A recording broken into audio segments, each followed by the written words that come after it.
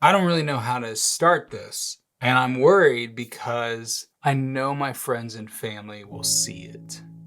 I wrote a few notes down so that I don't get lost. I have no idea how to even articulate everything that's inside my head. Why am I doing this? It's because I feel broken. And I think sharing this will help me to not feel so broken. We'll get into that. And I've had two therapists, and they're both Christian based. And they say that doesn't matter, but it's hard to open up about something that you know someone believes in. So I figured I would make this video in hopes that there's other people that feel the same way. I know that there's going to be a lot of people that don't, and I'm going to get a lot of hate and arguments from this, but ultimately it's who I am, and I have to stop being afraid of that. What is a cult? There's a lot of definitions, and I don't know it off the top of my head. Merriam-Webster does. A system of religious worship, its rituals, or the body of believers. A religion considered unorthodox or extreme along with its followers. The cult that I'm talking about is Christianity, and that's automatically going to get people fired up. But it is. I mean, what's a cult? CrossFit's a cult. AA meetings are a cult. There's good cults, there's bad cults. Maybe. I don't know. People need religion. People need Christianity out of one basic necessity, and that's that they fear death. And when people fight back with you or with me about me not believing in an afterlife, what they're fighting is the thought that they have to then think that once we die, that's it. You cannot tell someone this is all you got, because our human brains can't fathom that. And I can't fathom it. I just can't be a part of the lie anymore. It's funny, I listened to Armchair Expert, and Dax Shepard has said, I can't be a part of a bad plan.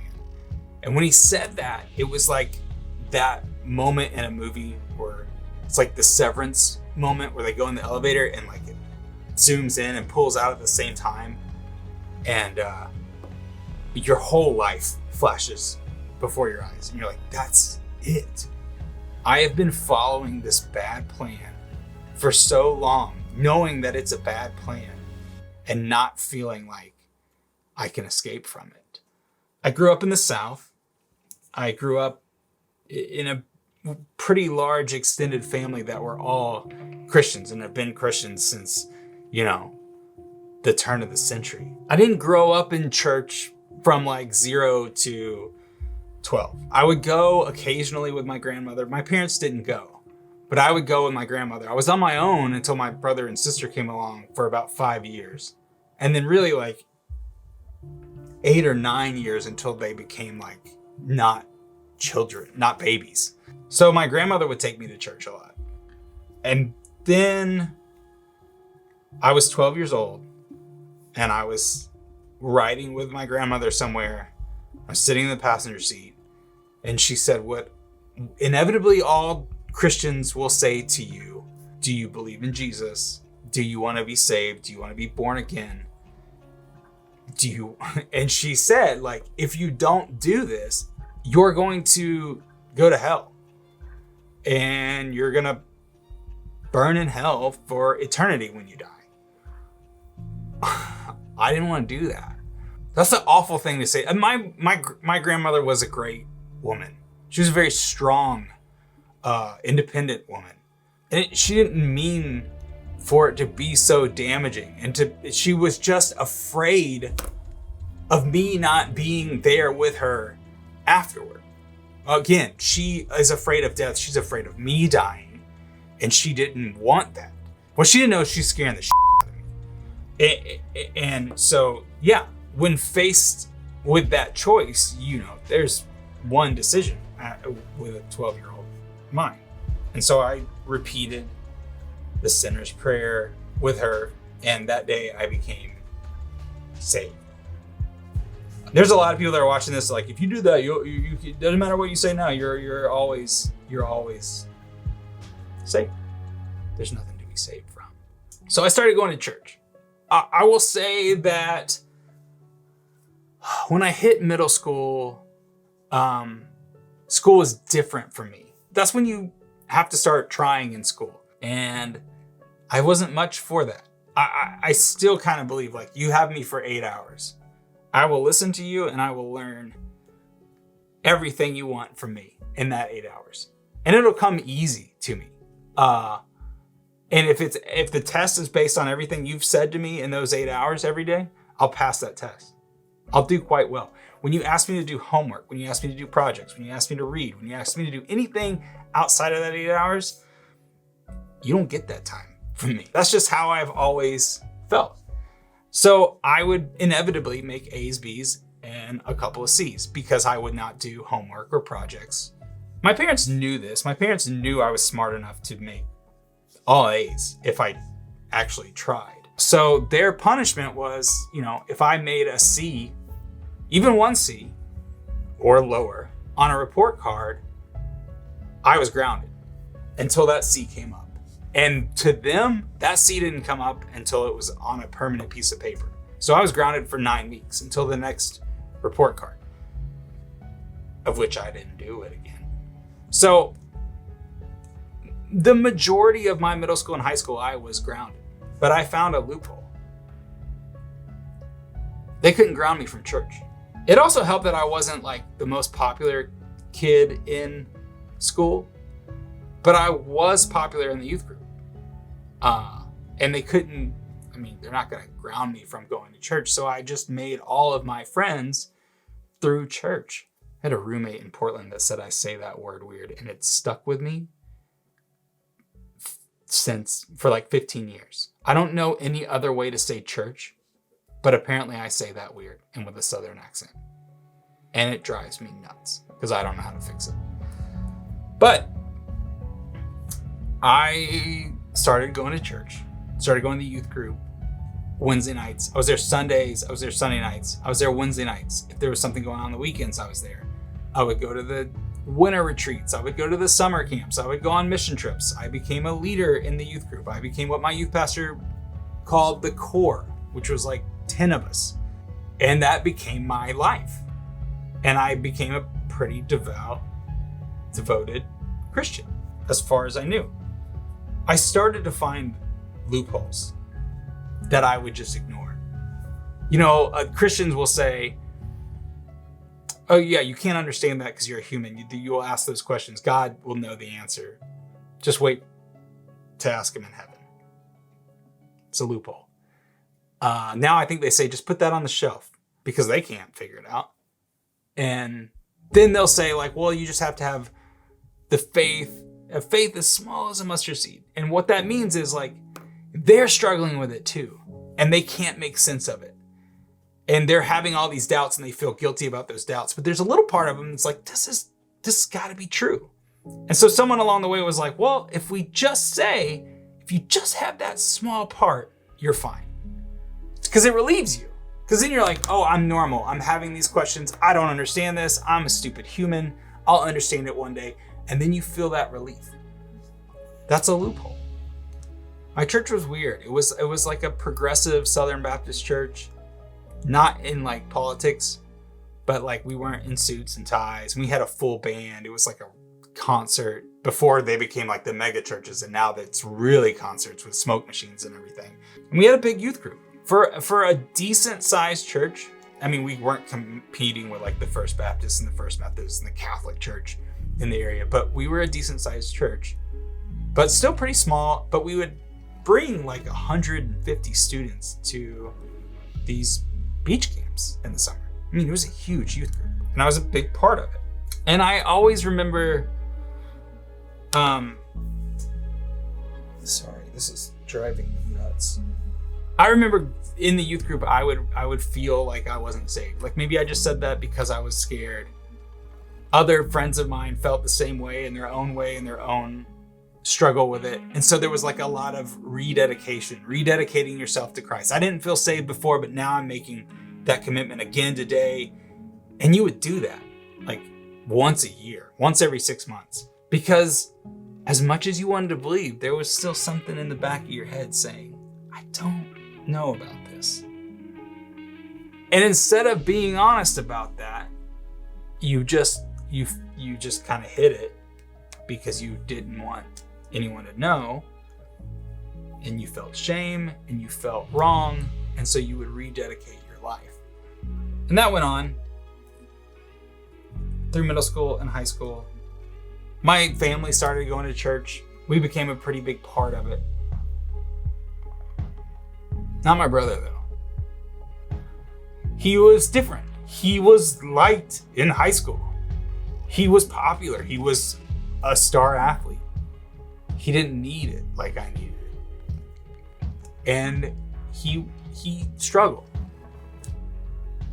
And as much as the church talks about forgiveness and they tell you go win souls for Christ, if they see someone that's a problem, they say stay away from that person. So there's this mixed message. I would see this all the time of like, go win souls for Christ, stay away from that person. Go win souls for Christ, stay away from that person. And then when it was someone of their own that lost their way, like, oh, they just need to be around the right influences. They need to be around good Christian people, but stay away from that person. And then you would see people come to church. There, so many times we would bring people to the youth group that just had never been in a church, never grew up in it, didn't know the first thing about it. I remember there's several instances of this, but just to kind of put it in perspective, I remember a kid coming and he wore a hat. It was like a Sunday night. Comes into the sanctuary wearing a hat. And this member of the church, like 50, 60-year-old guy, like berates him. Like, how dare you disrespect the church wearing your hat in here, blah, blah, blah. I knew not to wear a hat in the church. I grew up in the church. I knew all these weird rules. This kid, this was his first time coming here. And that's how he's met. And to this guy, to his credit, he couldn't fathom that someone didn't know that. That's kind of the only saving grace around that, is he couldn't fathom because he's grown up for so long in the church. But I mean, he just scared that kid away. And then my senior year, we had a new pastor and he wanted to do things differently. And my parents' friends, who happened to be the parents of my friends, didn't agree with what he was wanting to do. And so then there was a vote. They wanted elders. We didn't have elders before.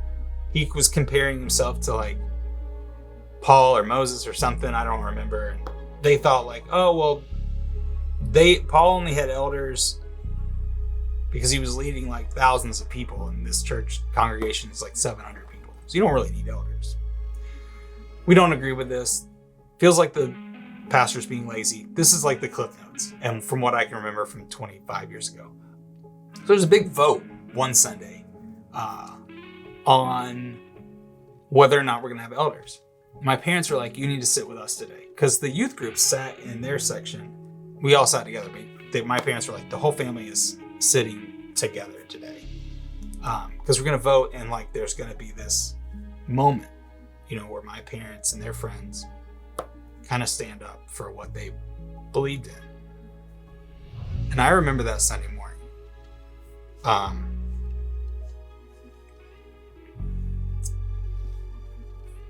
Because with the exception of maybe like 10 other people, it was my family that stayed seated while everybody else agreed, including my parents' friends, my friends' parents.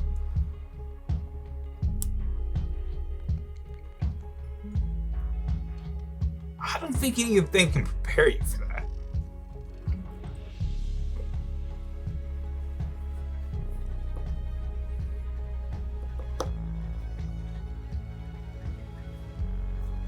So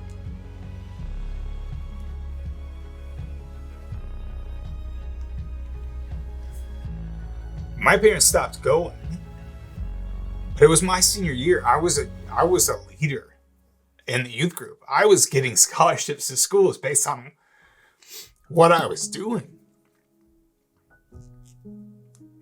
And the church, how could they be wrong?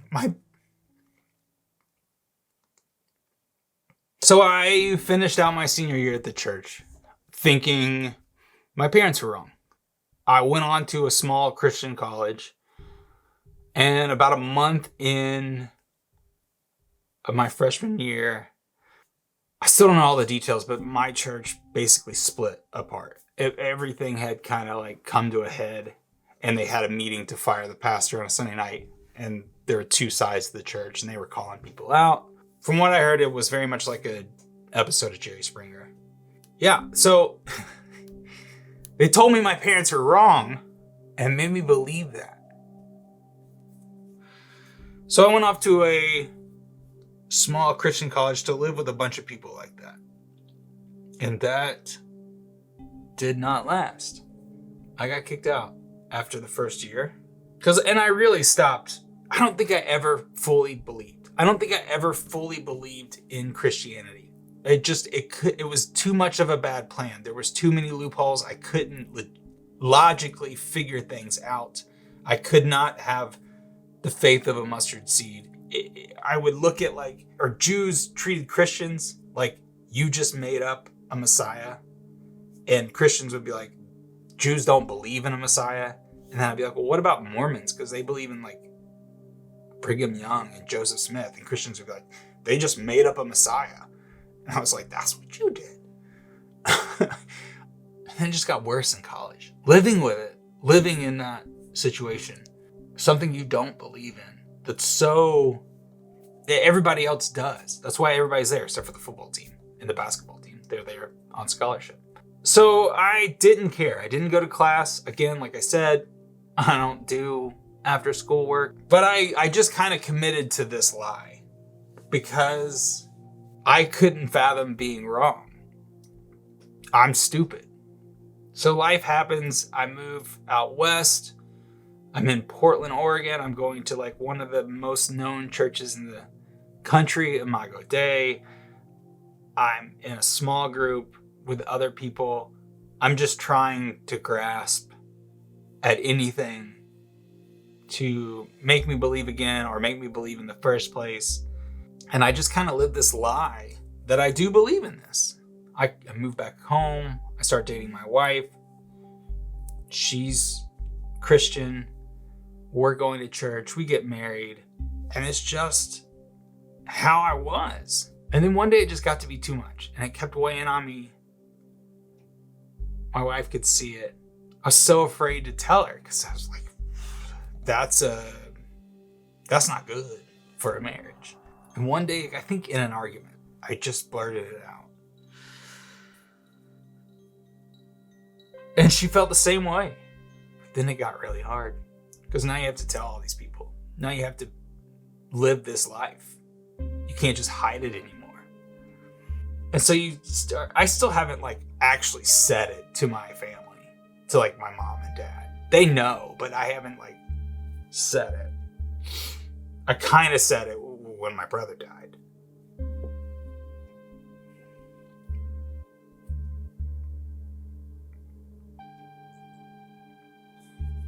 But the thing about Christianity being in a cult is it's awesome. It's awesome when you're in it. When you're a part of it, you feel special. You're with a group of people that believe in the same thing. You're going on these trips. You're having the most fun. Everybody has this goal. But they kind of tell you that everybody else is bad, is evil.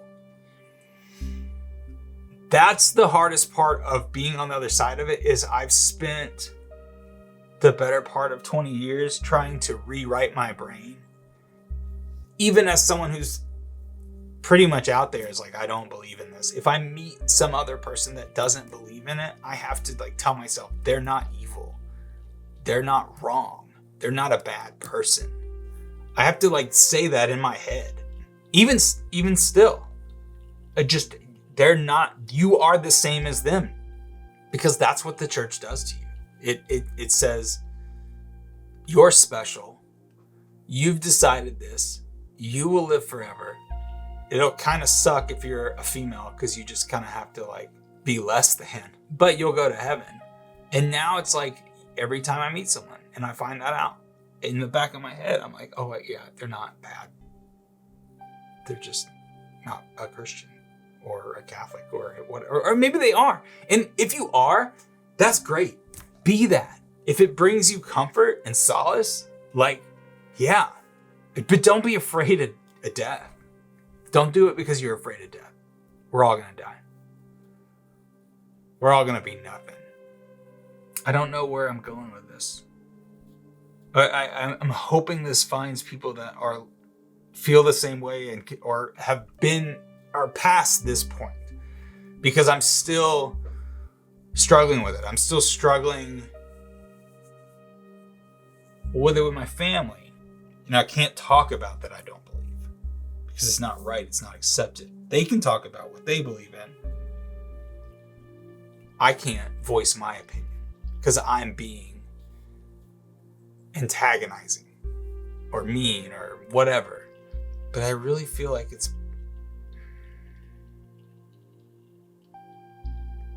I think the other part of it is, again, you have to face death.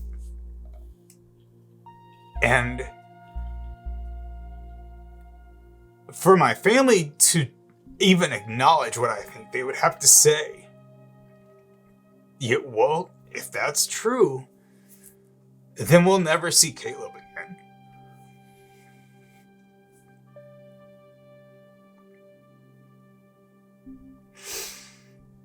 And I know what that feels like to think that. So I get it.